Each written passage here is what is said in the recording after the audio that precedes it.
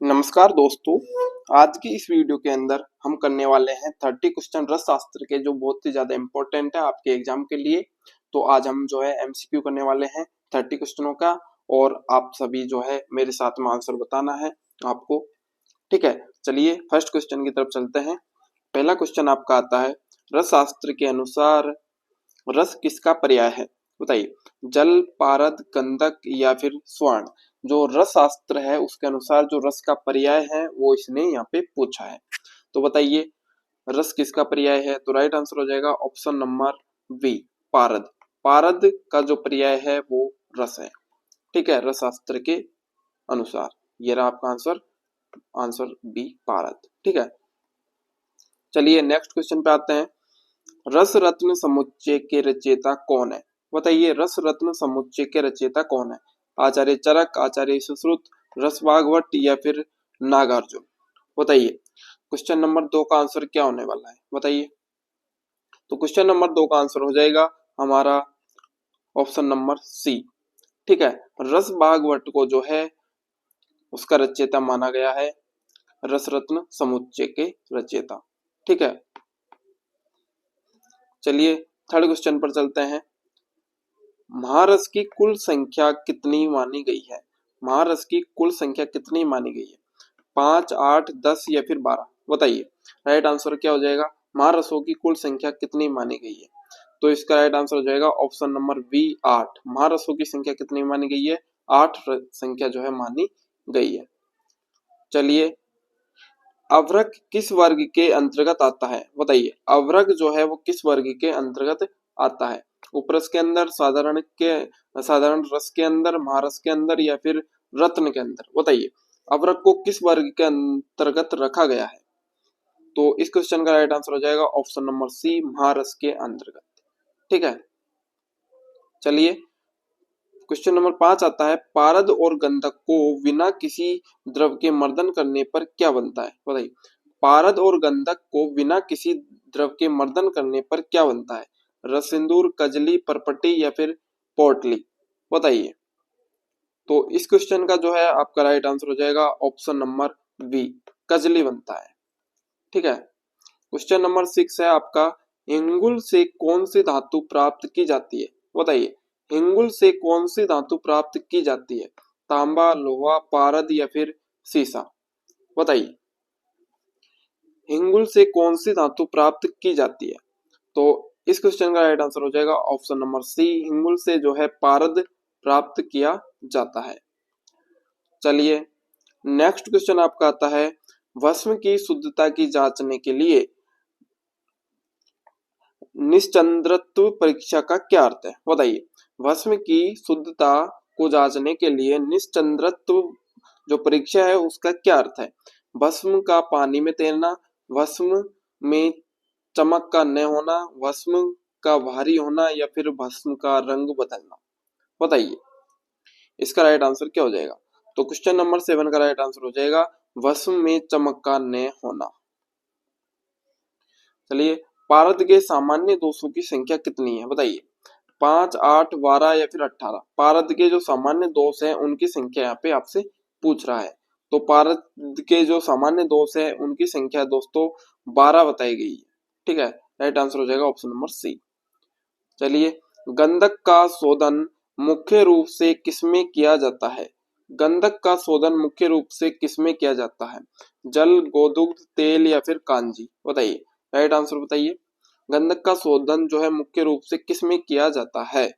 तो इस क्वेश्चन का राइट आंसर हो जाएगा ऑप्शन नंबर बी, गोदुग्ध के अंतर्गत जो है गंधक का शोधन किया जाता है। क्वेश्चन नंबर आप 10 है, सत्व पातन प्रक्रिया का मुख्य उद्देश्य क्या है?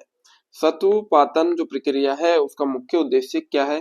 धातु शोधन है, धातु का सत्व निकालना, भस्म बनाना या फिर रंग बदलना। बताइए राइट आंसर इसका।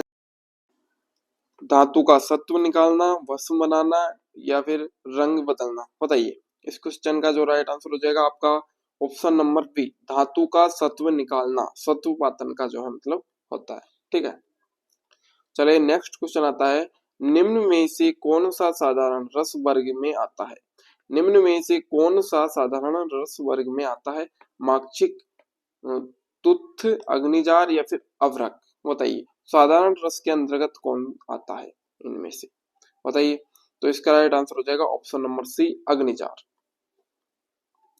चलिए क्वेश्चन नंबर 12 है, पारद के अष्ट संस्कारों में प्रथम संस्कार कौन सा है? पातन, स्वेदन, मर्दन या फिर रोदन?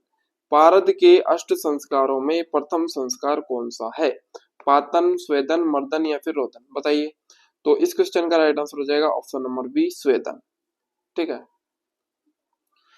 स्वर्ण माच्छिक का रासायनिक संगठन क्या है? बताइए स्वर्ण माच्छिक का जो रासायनिक संगठन है वो क्या है? ऑप्शन है CuFeS2, PvS, HGS या फिर ZnO? बताइए राइट आंसर क्या हो जाएगा? इस क्वेश्चन का राइट आंसर हो जाएगा option number A, CuFeS2। Put देने का मुख्य प्रयोजन क्या है? बताइए। द्रवण, मारण, भस्म बनाना, सत्युपातन या फिर शोधन? बताइए पुट देने का मुख्य प्रयोजन क्या है? तो इस क्वेश्चन का जो है आपका राइट आंसर हो जाएगा ऑप्शन नंबर बी, मारण। ठीक है। इसके बाद में आपका क्वेश्चन आता है, गजपुट में गड्ढे की माप क्या होती है? बताइए गजपुट में गड्ढे की माप क्या होती है? 1 हाथ गहरा चौड़ा लंबा, 2 हाथ गहरा चौड़ा लंबा, आधा हाथ गहरा या फिर 3 हाथ गहरा? बताइए गजपुट के अंदर गड्ढे की माप ये पूछ रहा है, तो इस क्वेश्चन का राइट आंसर हो जाएगा ऑप्शन नंबर ए, 1 हाथ, लगभग 1.5 से 2 फीट। ठीक है। चलिए शुद्ध शिलाजतु की गंध कैसी होती है? जो शुद्ध शिलाजतु होती है उसकी गंध कैसी होती है? कमल के जैसी, गौमूत्र जैसी, गंधक जैसी या फिर कपूर के जैसी? बताइए। तो शिलाजतु की जो है गंध होती है वो गौमूत्र के जैसी होती है। शुद्ध शिलाजतु की गंध इसने आपसे पूछी है। चलिए यसद की भस्म का रंग कैसा होता है? यसद की भस्म का रंग कैसा होता है? काला, लाल, श्वेत या फिर पीला? बताइए यसद की भस्म का रंग कैसा होता है? काला, लाल, श्वेत या फिर पीला? तो इस क्वेश्चन का जो है राइट आंसर हो जाएगा ऑप्शन नंबर सी, श्वेत। चलिए नेक्स्ट क्वेश्चन पर चलते हैं। डमरू यंत्र का प्रयोग मुख्य रूप से किसके लिए किया जाता है? डमरू यंत्र का प्रयोग मुख्य रूप से किसके लिए किया जाता है? तेल निकालने के लिए, उदरपातन के लिए, आसव बनाने के लिए या फिर पाक करने के लिए? बताइए डमरू यंत्र का प्रयोग मुख्य रूप से किसके लिए किया जाता है? तो इस क्वेश्चन का राइट आंसर हो जाएगा ऑप्शन नंबर बी, उदरपातन के लिए। चलिए सस्यक का दूसरा नाम क्या है? फिटकरी, नीला थोथा, हीरा, कशीस या फिर सुहागा? बताइए। तो इस क्वेश्चन का राइट आंसर हो जाएगा ऑप्शन नंबर बी, नीला थोथा। ठीक है। बारीतर परीक्षा किसके लिए की जाती है? आसव, तेल, भस्म या फिर चूर्ण? जो बारीतर परीक्षा होती है वो किसके लिए की जाती है? बताइए राइट आंसर क्या हो जाएगा इस क्वेश्चन का? तो इसका राइट आंसर हो जाएगा ऑप्शन नंबर सी, भस्म। भस्म का पानी में तैरना बारीतर जो परीक्षा है उसके अंदर आ जाता है। चलिए पारद की बुभुक्षा जगाने के लिए कौन सा संस्कार किया जाता है? पारद की बुभुक्षा जगाने के लिए कौन सा संस्कार किया जाता है? नियमन, दीपन, ग्रास या फिर सारण? बताइए पारद की बुभुक्षा जगाने के लिए कौन सा संस्कार किया जाता है? इस क्वेश्चन का आंसर बताइए, कमेंट करिए आप सभी।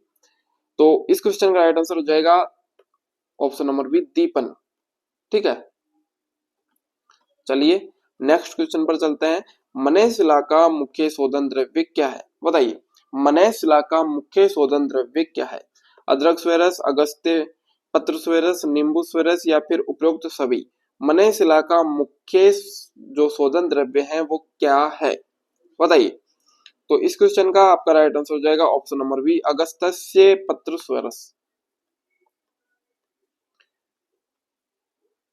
शुद्ध पारक का स्वरूप कैसा होता है? जो शुद्ध पारद होती है उसका स्वरूप कैसा होता है? स्थिर, चंचल, काला या फिर ठोस? बताइए शुद्ध पारद का स्वरूप कैसा होता है? स्थिर होता है, चंचल होता है, काला होता है या फिर ठोस होता है? बताइए। तो इसका राइट आंसर हो जाएगा ऑप्शन नंबर बी, चंचल। चलिए नेक्स्ट क्वेश्चन पर चलते हैं। वराटिका किस वर्ग का द्रव्य है? वराटिका किस वर्ग का द्रव्य है? खनिज, जांतव, वनस्पति या फिर धातु? बताइए वराटिका किस वर्ग का द्रव्य है? तो क्वेश्चन नंबर 24 का राइट आंसर हो जाएगा ऑप्शन नंबर बी, जांतव वर्ग का जो है वो द्रव्य है। चलिए नेक्स्ट क्वेश्चन है, रस शास्त्र में बलि किसका पर्याय है? लोहे का, गंधक का, हिंगुल का या फिर कर्पूर का? रस शास्त्र में बलि किसका पर्याय है, बताइए। तो इस क्वेश्चन का आपका राइट आंसर हो जाएगा ऑप्शन नंबर बी, गंधक का। नेक्स्ट क्वेश्चन आता है आपका, कुपी पक्व रसायनों के निर्माण में किसका प्रयोग अनिवार्य है? कुपी पक्व रसायनों के निर्माण में किसका प्रयोग अनिवार्य है? कांच की बोतल, लोहे की कढ़ाई, मिट्टी का बर्तन या फिर तांबे का पात्र? जो कुपी पक्व रसायन निर्माण होता है उसके लिए क्या अनिवार्य है, बताइए। तो इस क्वेश्चन का राइट आंसर हो जाएगा कांच की बोतल। चलिए नेक्स्ट क्वेश्चन आपका है, रस कर्पूर किस प्रकार की कल्पना है? रस कर्पूर किस प्रकार की कल्पना है? खलवीय रसायन, कुपीपक्व रसायन, पोटली रसायन या परपटी रसायन? रस कर्पूर किस प्रकार की कल्पना है, बताइए। क्वेश्चन नंबर 27 का राइट आंसर जो है आपका हो जाएगा ऑप्शन नंबर बी, कुपीपक्व रसायन। मुक्ता का शोधन किसमें किया जाता है, बताइए। मुक्ता का जो शोधन है वो किसमें किया जाता है? जयंती स्वेरस, कांजी या फिर नींबू स्वेरस, बताइए। राइट आंसर क्या हो जाएगा? मुक्ता का शोधन किसमें किया जाता है? ऑप्शन नंबर डी भी है आपका, या फिर गुलाब जल, बताइए। मुक्ता का जो शोधन है वो किसमें किया जाता है? Question number 28। तो इस क्वेश्चन का जो है आपका राइट आंसर हो जाएगा ऑप्शन नंबर ए, जयंती स्वेरस के अंतर्गत उसका जो है शोधन किया जाता है। चलिए नेक्स्ट और अंतिम सेकंड एंड क्वेश्चन है, पारद की गति को रोकने के लिए कौन सा संस्कार प्रभावी है? पारद की गति को रोकने के लिए कौन सा संस्कार प्रभावी है? स्वेदन, रोदन, नियमन या फिर अनुवासन, बताइए। पारद की गति को रोकने के लिए कौन सा संस्कार प्रभावी है? तो इस क्वेश्चन का राइट आंसर हो जाएगा ऑप्शन नंबर सी, नियमन। आज की वीडियो का अंतिम क्वेश्चन है, इसका आंसर जो है आप ही को कमेंट में बताना है। रस शास्त्र में धातुओं को भस्म बनाने की प्रक्रिया को क्या कहते हैं? रस शास्त्र में धातुओं की भस्म बनाने की प्रक्रिया, शोधन, मारण, अमृतीकरण या फिर लोहितीकरण? तो क्वेश्चन नंबर 30 का जो राइट आंसर आपको बताना है। वीडियो अच्छी लगे तो लाइक करनी है, चैनल को सब्सक्राइब करना मत भूलना, ठीक है। आज से जो है इस चैनल का नाम हमने आयुष क्लासेज रख दिया है, तो आप सभी साथी ज्यादा से ज्यादा जो है सपोर्ट करें, वीडियो को शेयर करें, अपने साथियों तक जो है पहुंचाए। नमस्कार, धन्यवाद, और कमेंट में बताएं आपको कैसे लगे ये क्वेश्चन, ताकि जो हमें नए नए कंटेंट आप लेकर आपके लिए आएंगे और अच्छे जो है लेवल के क्वेश्चन है ये आप सभी को अच्छे से